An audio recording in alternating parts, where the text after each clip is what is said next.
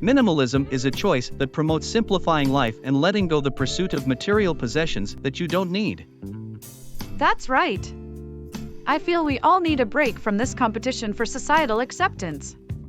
So let's discuss why leading minimalistic lifestyle can contribute to happiness and financial freedom.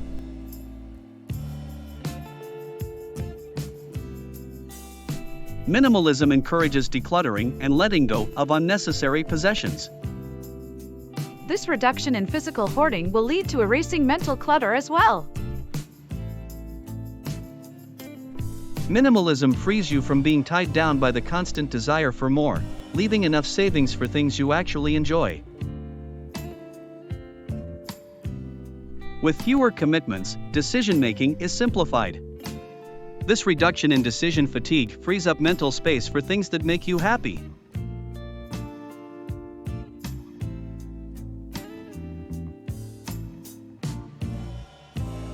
Minimalism shifts the focus away from material possessions and encourages a greater emphasis on experiences, relationships, and personal growth.